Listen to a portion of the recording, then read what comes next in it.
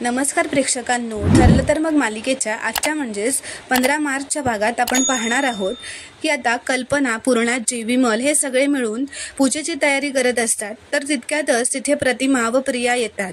तर आता प्रिया येऊन पूर्णाजीला मिठी मारते व म्हणते, पूर्णाजी किती दिवसांनी भेटते ग तुला, आणि मनातच असं म्हणते, मला सर्वात जास्त सपोर्ट करणारी म्हातारी आता परत आली आहे. आता माझं आणि अश्विनचं लग्न कोणीच थांबवू शकत नाही. तर आता प्रिया सर्वांना म्हणत असते, मामी आज मलाच नैवेद्य बनवायचंय. तर आता कल्पना म्हणते, अगं बनव ना मग. तर ती म्हणते, पटकन शिरा करायला घेते.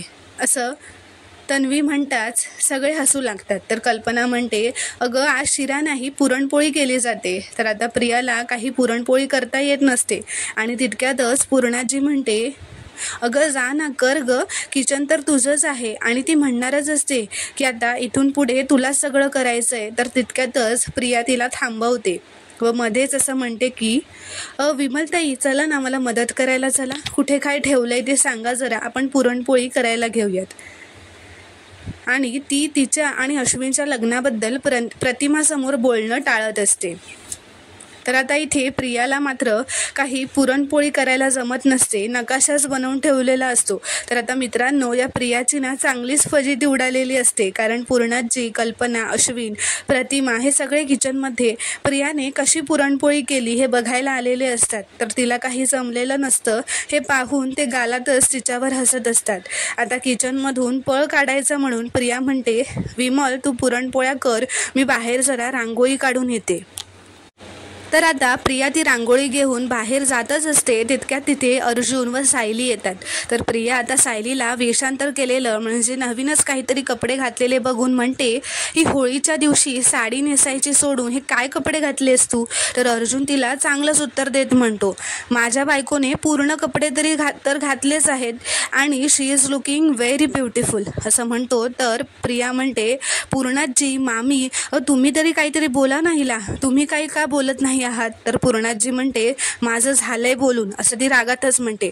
तर आता प्रतिमा मात्र सायलीचं कौतुक करते व म्हणते, छान दिसते सायली.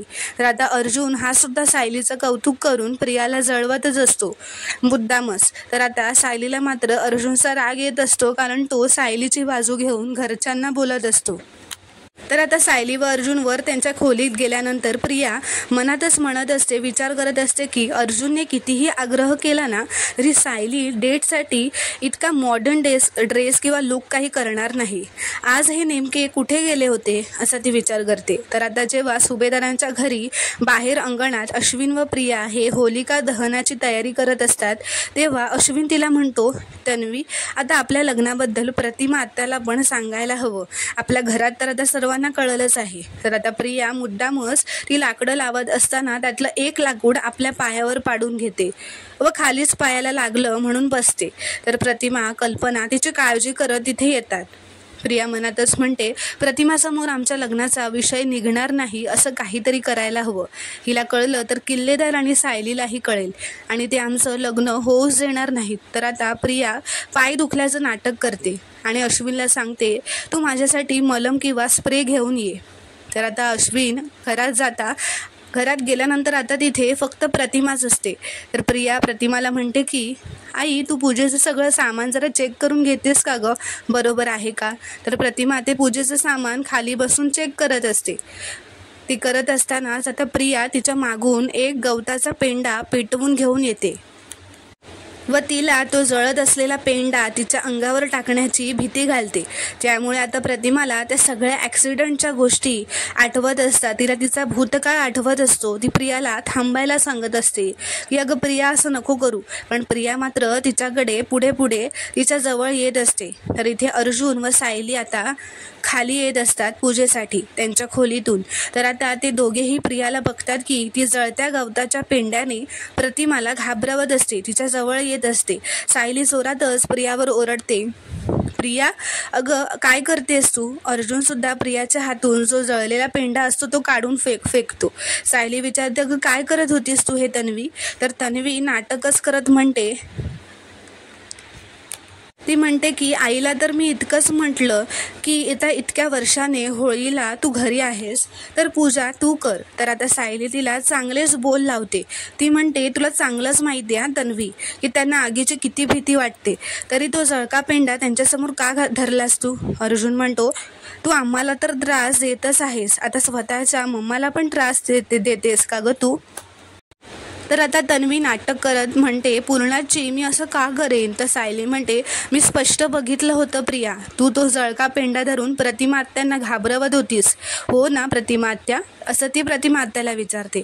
तर अश्विन तिला म्हणतो तू ना आता प्रतिमा आत्याच्या मनात काही भलतंसलतं भरवण्याचा प्रयत्न करू नकोस. तर आता प्रिया नाटकच करत म्हणते तू मुद्दाम माझ्या विरोधात सगळ्यांना भडकवतेस ना सायली. आई अगं तू सांग ना, मी फक्त एवढंच म्हणाले ना की तुझ्या हातून पूजा होऊ दे. तर प्रतिमा ही म्हणते हो तू हेच म्हणालीस. असं म्हणताना आता प्रतिमा आत्याला चक्कर येत असते. त्या सायली म्हणते प्रतिमा आत्यांना घेऊन मी आज जाते, त्यांच्यासोबत जरा वेळ बसले ना तर त्यांना जरा बरं वाटेल. तर प्रिया तिला म्हणते तू उगाच पुढे पुढे का करतेस, माझी आई आहे ना ती, मी घेऊन जाते तिला. तर तिला कल्पना अश्विन पूर्णाजी थांबवतात व म्हणतात कल्पना म्हणते ही मुलगी कधी नव्हे ते बरोबर बोलते आहे, प्रतिमाला हिच्याबरोबर थांबू देत, असं म्हणत ती तिला आत घेऊन जाते. तर आता इथे अंगणात कल्पना पूर्णाजी अश्विन प्रिया असतात आणि प्रियाला जे साध्य करायचं असतं ना ते आता साध्य झालेलं असतं. ती म्हणते पूर्णाची आईने जर होळी पेटताना जर बघितली ना तर तिला अजून त्रास होईल. ही एवढीशी आग बघूनच तिला किती त्रास झाला. मला असं वाटतं की आज तुम्ही जे माझ्या लग्नाबद्दल तिच्याशी बोलणार आहात ना ते आज आपण नको बोलूयात, कारण आता तिची तब्येत जरा नाजूकच आहे, त्यामुळे तुम्ही नंतर कधीतरी बोला. तर आता पूर्णाजी म्हणते कल्पना तन्वी म्हणते ते अगदी बरोबर आहे, आपण नंतर बोलूयात प्रतिमाशी. तर आता इथे आतमध्ये प्रतिमा आत्याला सायली आणि अर्जुन पाणी देऊन शांत करत असतात, पण तिला तिचा भूतकाळात झालेला जो ॲक्सिडेंट असतो आणि महिपतने तिच्यावर जळकं लाकूड टाकलेलं असतं ते पुसटच आठवत असतं आणि ते आठवून ती जोरातच ओरडते. अर्जुन विचारतो आता बरं वाटतंय का प्रतिमा आत्या. तर प्रतिमा म्हणते ते जरा आग बघितली ना की माहीत नाही का भीती वाटते. तर अर्जुन म्हणतो आम्हाला माहिती आहे आत्या, तू आता आराम कर. तर सायली म्हणते मी थांबते प्रतिमा आत्यांबरोबर, त्यांना जरा बरं वाटेल. तर अर्जुन म्हणतो ठीक आहे तुम्ही थांबा, मी जातो बाहेर पूजेला. तर आता अर्जुन बाहेर गेल्यानंतर प्रतिमा सायलीला म्हणते मी नाही येता होळीला, तूच जा, मी होळीजवळ जाणार नाही, तूच जा. तर आता सायली तिला खूप छानपणे समजावत म्हणते असं कसं चालेल प्रतिमा आत्या, मला मान्य आहे होळी पेटल्यावर तुम्हाला जरा जास्त भीती वाटू शकते, अहो पण होळीचा सण आपण कशासाठी करतो हे तर तुम्हाला माहितीच आहे.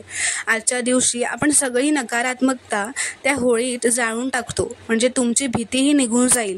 सायली म्हणते आज जर तुम्ही होळीची पूजा केली नाही ना तर पूर्णाजींना चांगलं वाटणार नाही. तुम्ही जर होळीची पूजा केली ना तर पूर्णाजींना बरं वाटेल. दरवर्षी ना त्या वाट पाहत असतात तुमची, पण आज आजच्या दिवशी तुम्ही घरी आहात तर त्यांच्यासाठी तरी याल ना तुम्ही पूजेला प्रतिमा आत्या. तर आता प्रतिमा बाहेर जायला तयार होते. तर आता विमल पूजेचा नैवेद्य घेऊन येते. तर प्रतिमा सायलीला म्हणते तू नाही बनवलीस आज पुरणपोळी. तर विमल म्हणते सायलीताईंनी बनवलेली पुरणपोळी खाणार नाही कोण. तर प्रतिमा म्हणते तू जा सायलीने बनवलेली पुरणपोळी घेऊन ये, असं विमलला सांगते. आज नैवेद्य सायलीच्या हातच्या पुरणपोळीचाच होईल. तर सायली म्हणते आत्या आजच्या दिवशी तरी वाद नको तो. तर प्रतिमा म्हणते वाद नाही होणार, माझ्यासाठी प्लीज कर हे. तर आता सायली म्हणते त्या निमित्ताने तरी पूजेला याल ना तुम्ही. तर प्रतिमा तयार होते. ते दोघेही अंगणात जातात. तर प्रतिमा कल्पनाला सायलीने बनवलेल्या पुरणपोळ्या स्वतः बनवल्यात असं सांगून देते. तर कल्पना म्हणते हो चालेल ना, दे त्या पुरणपोळ्या. तर प्रियाला डाऊट येतो. ती प्रतिमाला विचारते आई तू कधी बनवल्यास पुरणपोळ्या. तर प्रतिमा तिला खोटंच सांगते. ती म्हणते की येताना माझ्या बॅगेतून छोट्याशा डब्यातून आणल्या होत्या. तर आता हे ऐकून अर्जुनला कळतं की त्या पुरणपोळ्या सायलीनेच केल्यात. तर आता कल्पना पूजा करून घेते आणि सायली पूजा करायला पुढे जात असते. तर कल्पना तिला थांबवते व म्हणते थांब, तुला घरच्या पूजेचा अधिकार नाही आहे, पुन्हा पुन्हा मला तेच बोलायला लावू नको सायली. तर अर्जुन पण रागातच म्हणतो मिसेस सायली तुम्ही मागे या. त्यांना त्यांची पूजा करू द्यात. तर आता होळी पेटवण्यासाठी पुरणाची अर्जुनला न सांगता अश्विनला सांगते. ते ऐकून सुद्धा आता अर्जुनला वाईट वाटतं.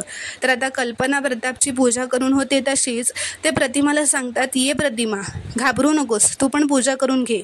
तर ती घाबरतच असते म्हणून सायलीला म्हणते, तू चल ना माझ्यासोबत. तर आता सायली प्रतिमाला घेऊन ती दोघेही पूजा करू लागतात. तर आता इथे महेश्वरीने सयाजीरावला तो मधुभाऊंचा तिने पाठवलेला फोटो तुम्ही पाहिलात की नाही हे विचारण्यासाठी फोन केलेला असतो. पण सयाजीरावने तो फोटो पाहिलेलाच नसतो. तर तो म्हणतो, थांब जरा, मी फोटो बघतो.